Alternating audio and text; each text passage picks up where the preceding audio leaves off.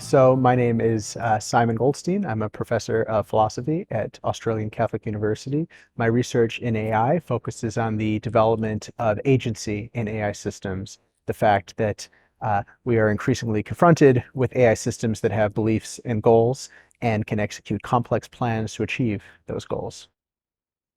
So my work uh, recently has focused on AI well-being, and one of the main theses that I've been arguing for, along with my co-author Cameron Domenico Kirk-Giannini, is that some AI systems today already have well-being. And the way that I approach this question is first and foremost by focusing on the question of whether AI systems today have beliefs and goals, or beliefs and desires.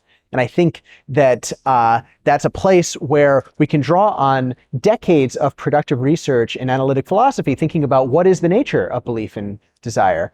And applying these to some current AI systems does suggest, in my opinion, that some of these systems do have beliefs and desire. And I think one thing that's important here is to conceptually distinguish two different ways of thinking about well-being. One focuses on agency, whether systems have belief and desires, and the other focuses on sentience, which is the idea that can these systems feel pain?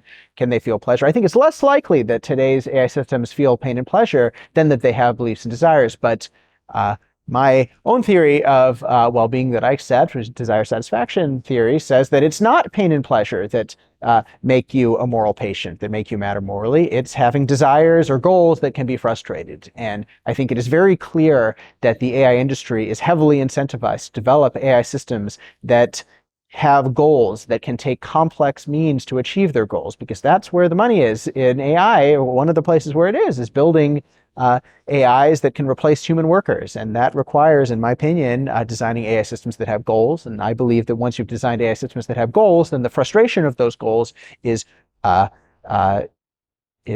facie morally wrong. And so I think that's the situation we find ourselves in. Well, that's why I said prima facie wrong before. So look, I think that we're going to have AI systems that have goals, and that means they have well-being. But if their goals are bad, they're going to conflict with our goals. And that's going to create serious moral conflict. And that's why I think ultimately we shouldn't be creating these AI systems in the first place. And we need to be extremely careful when we create them that we design them with goals that do not conflict with our goals. I'm pessimistic about this and think that, when you look at the current state of the field in empirical alignment and machine learning, we don't have a great grip on how exactly to give AI systems the exact goals that we want. And so I think that we are on a trajectory where we're going to have conflicts in goals. And yeah, that's the world we find ourselves in. Well, I think the key question is how are AI systems going to be deployed? And look, what I expect when you look at the kinds of business models of companies like OpenAI, the picture is we're going to develop AGI. There's going to be AI systems that can systematically replace human workers. OpenAI is going to do something like license these systems to individual companies. They're going to be used in quite prescribed ways. I think if we want to minimize risks of loss of control from that, then what we need to be doing is have very strong regulations associated with these AI systems, where before they can be deployed in these ways, there needs to be extensive safety testing. I think there's a limit to how reliable that's going to be, but it's probably our best shot right now. For me personally, I think experiencing ChatGPT was a real sea change, where seeing how complex its reasoning was, that for me was the first spark of seeing very strong signs of agency in AI systems. ChatGPT reasons in language, and language is a very rich action space in the sense that you can write down any possible action you can imagine in language, and ChatGPT can reason somewhat sensibly about all those actions. And that naturally raises the next step of the kinds of systems that I look at, which are called language model agents, of systems that use ChatGPT to do its reasoning, but equip a system with a goal and a database that stores information in a series of tools, for example, the manufacture of chemicals. And these systems exist already. One of them is called ChemCrow. Yeah, I think they're the kinds of systems that really look like the origins of agency in AI. So that's what got me interested in it, is it felt like, wow, we're really at a turning point where these things are becoming agents. And that's very dangerous. And it's also a pivotal moment in the moral evolution of the planet, I think. Yeah, I was working on kind of different questions. I'm a philosophy professor by training, so I was kind of working on other areas of philosophy, interested in ethics, other areas, but I hadn't focused on AI exclusively. And then, for me, seeing AI systems begin to develop agency was kind of a turning point where then I started thinking, wow, this is really needs much more attention. I think I've become increasingly pessimistic about the future of humanity in the light of how quickly AI systems were developing. Before seeing the incredible applications of transformer models and other recent AI systems, I didn't take very seriously the threat of AI systems because I thought, well, this is very speculative technology. Seems like we're in an AI winter. Seems like it's the kind of technology that'll take a very long time to develop. But now it's feeling much more like we're in a time of explosive growth in capability, growth that can be reliably increased by investing more in compute. And we're going to see that continue to happen as the sector gets more investment. So I think that's one major change for me. Has been increased pessimism about our ability to control these rapid advances in AI capabilities. So right now, big question I'm figuring out is AI well-being. Do some AI systems matter morally? I think key open questions about this. I focus mainly so far on agency, on do these systems have beliefs and desires? Another key open question is about consciousness. Patrick Butlin and Rob Long have a recent important article going through many of the main theories of consciousness and cognitive science and applying them to AI. Kind of next step for me will be trying to apply those theories to the kinds of AI systems that I focus on in particular, which are these language model agents. Take a language model and give them more agency. I think that one of the least explored and most vital questions that's not taken very seriously today, but will become much more important, is AI relationships. So actually, one of the most heavily used purposes for AI systems right now is basically relationship chatbots, perhaps the most well-known of which is the system Replica, which has, I think, 2 million users, 500,000 of which are paying, and it's not even very good yet. In the next 2 to 3 years, I think we'll begin to see large language models be able to pretty perfectly simulate vision so that you'll be able to talk to an avatar that looks exactly like a person and talks to you exactly like a person. They'll be supplemented with databases that remember your conversations.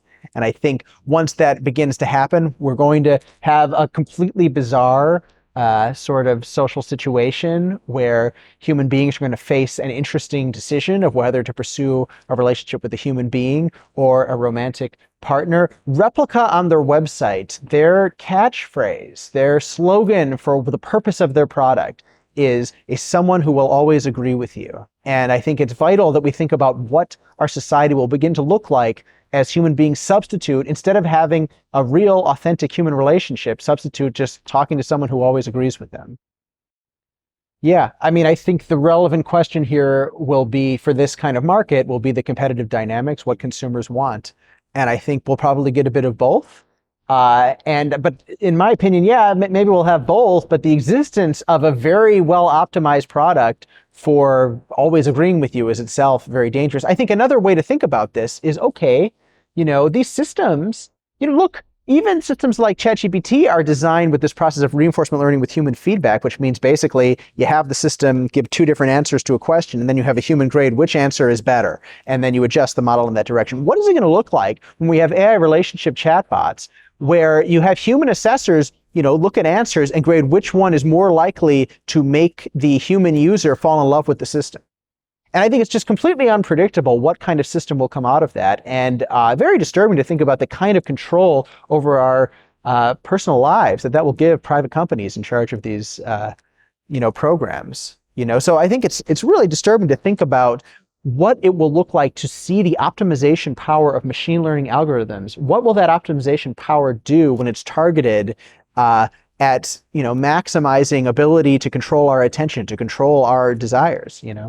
So just more generally, I just think we're going to see the power of optimization applied to make these products extremely addictive, extremely competitive compared to the current kinds of products we use.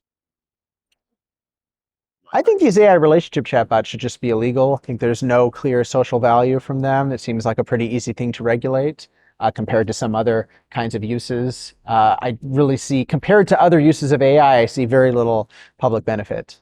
So in that case, I think it's pretty clear. So I think what we should look for is in the next few years, I think government regulators will get more serious about regulating AI, and then we need to have serious discussions about what kinds of uses are allowed.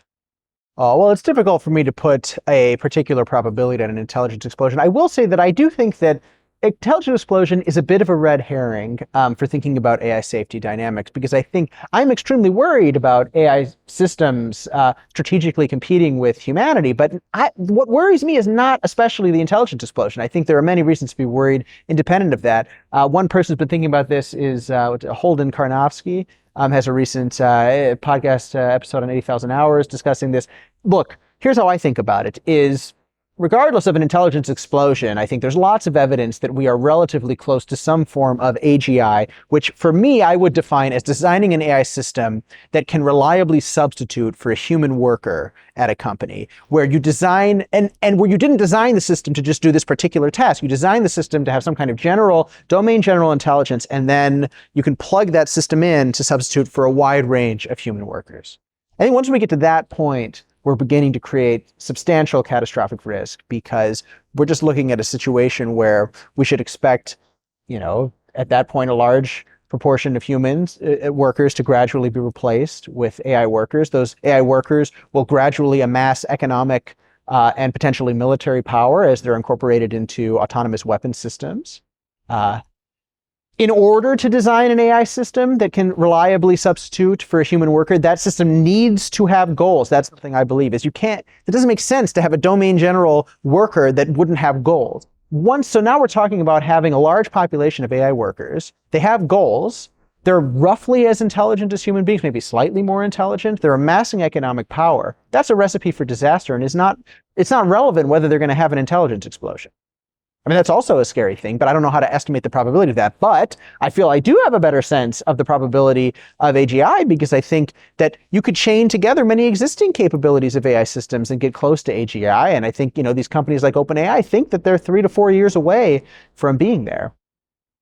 So that's one thing. Yeah, the idea I was alluding to is he is very worried about what he calls, instead of superintelligence, supernumerosity. So the idea being, if we have billions or trillions of AI systems, even if they're not dramatically more intelligent than us, they're going to overwhelm us by numbers. So that's one thought. Even for me, even supernumerosity is not especially relevant. What's relevant is having a substantial amount of the world's economy be routed through AI labor rather than human labor, and having those AI laborers themselves have goals. I think once you're at that point, you're talking about serious risk. Well, near to medium term, I think it's a crystal ball. No one knows how to predict exactly when and how quickly it'll come. I think a lot of that will be about government regulation. I think industries that are more heavily regulated, like healthcare, is going to be longer to get that kind of transition. I don't think anyone has the answer to that. I think that, one rule of thumb, in my opinion, is that the more text-based your job is, and the more your job is in some way related to, for example, what the anthropologist Graeber calls bullshit jobs, the more at risk you are. That's kind of one tendency I expect. If you're preparing large reports, I think you should be worried. Well, I think the most valuable and reliable cause areas in EA will be global health. And the kinds of charities recommended by GiveWell, just because, so many of these more existential risk issues are so shrouded in uncertainty that it's very difficult to tell whether you're having a causal intervention. But, in cases like the Against Malaria Foundation, I think it's very clear that there's a causal impact. So I do think that the EA community needs to be very careful about just pissing away money on moonshots, investing money in very speculative talent that isn't well credentialed. So I think in general, it would probably be good for the EA community to be investing more in more credentialed, more reliable, investment. So for example, regarding catastrophic risk, I think a better model than what a lot of the EA community is doing now would be to try to build partnerships with existing public policy think tanks to try to get them to increase their investment in catastrophic risk management, rather than to try to homebrew a bunch of 20-year-olds to become masters of public policy. Well, just, all the main reputable, public policy think tanks. I think that's a direction to go, is try to get the experts already to kind of pivot on the margin towards the cause areas you care about rather than homebrewing your own experts. That's kind of my instinct. Well, I'm very sympathetic to digital minds being sentient or having well-being. I think what we mean by digital minds can be different things. The simplest case for well-being would be whole brain emulation, which would be digital mind that has the same, at some level, similar neuronal structure to a human being. I think it's very hard to argue that those kinds of systems wouldn't have well-being. One reason for that is a famous argument from Dave Chalmers called the fading qualia argument, where imagine that your own mind, your own brain, were gradually digitized over time so that each biological neuron was replaced with a circuit over time that played the same role as the neuron until after some amount of replacements, you became completely built out of circuits. It's very strange to think that from the inside, as that process happened, at some point, your internal experience would significantly change or your consciousness would go away. And that suggests that the particular substrate that your mind is made of, whether biology or physical circuits, is not relevant to that aspect of your experience.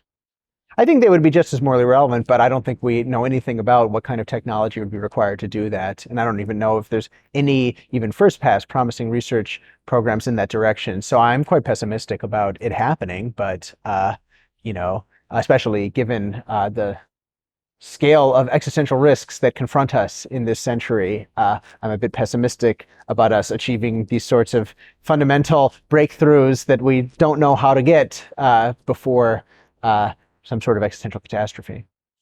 Well, I don't think I have much interesting to contribute beyond, for example, Toby Ord's excellent book, The Precipice, but the kinds of risks that I worry about include pandemic risks, nuclear weapons, and then as well risks from losing control over AI systems.